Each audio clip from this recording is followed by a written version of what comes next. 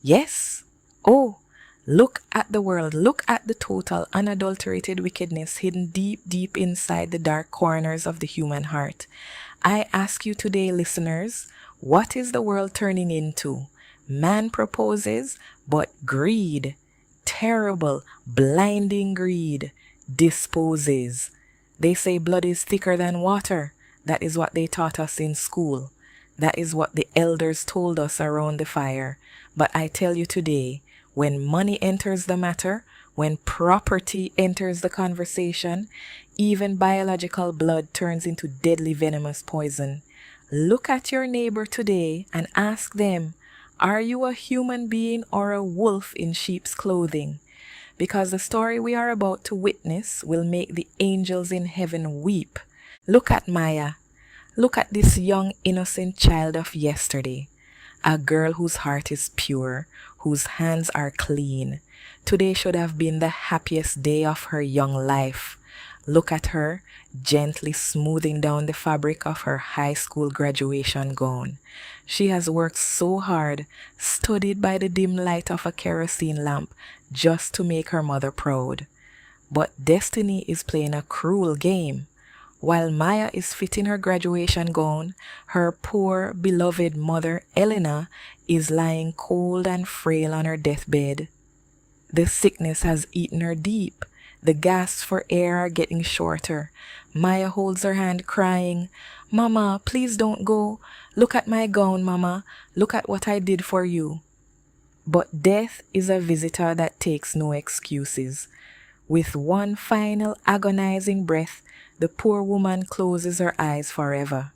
Just like that, the pillar of the house is broken.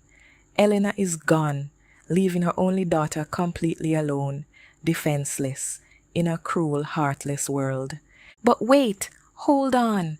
Who are these people marching into the yard? Who are these people trampling over the flowers of the deceased? Ah, look at them! They are walking like hungry, ravenous wolves, sniffing out fresh meat. It is Aunt Ramona and Aunt Beatrice, the biological sisters of the dead woman. But look closely at their faces, viewers. Search their eyes. Are they crying for the dead? Are they shedding tears for their sister who just closed her eyes? No, oh, there is not a single tear in their eyes. Their eyes are dry, cold, and calculating. They are not looking at the corpse. They are eyeing the land. They are looking at the concrete walls of the house. Look at Aunt Ramona. Her hands are already shaking with greed as she clutches a piece of paper. Look at Aunt Beatrice looking around the living room, counting the chairs, calculating the value of a dead woman's life. Imagine the audacity. Jehovah Nissi, look at the height of human wickedness. Before the dirt even settles on Elena's grave, before the funeral songs have even been rehearsed, these wicked aunts have already forged the paperwork.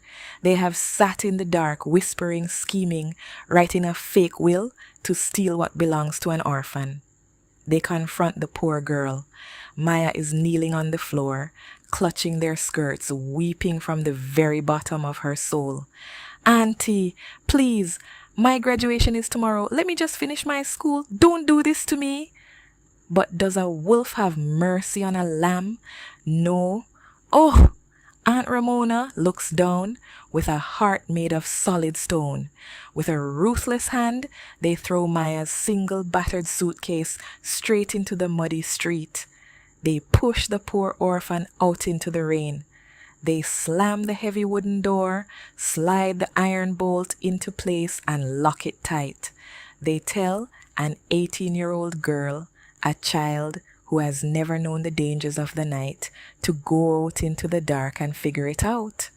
They have taken the house, they have taken the land, and they have thrown the rightful heir to the wind. Look at Maya now. Where is the valedictorian? Where is the bright future? A young girl left entirely to the mercy of the cold, ruthless, unforgiving streets. Have you ever slept on the concrete when the midnight wind is blowing? Have you ever known what it feels like to have no roof over your head? Maya is wandering through the downtown market lines.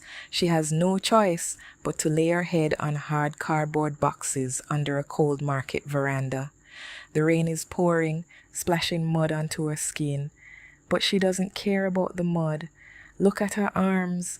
She is hugging her high school graduation certificate tightly against her chest, wrapping it in plastic so the water will not destroy her only proof of existence.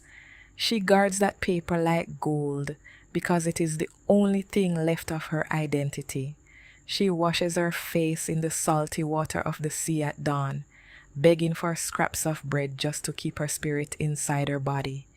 But while the orphan is shivering in the darkness, wet and starving, I ask you, where are the aunts? Where are Ramona and Beatrice? Let the camera pan to the windows of the mansion. Ah! They are inside, sitting in the dry warmth. They are pouring expensive rum into glasses, counting their stolen money, and laughing with wicked satisfaction. They think they have won. They think they have buried Maya's destiny in the mud.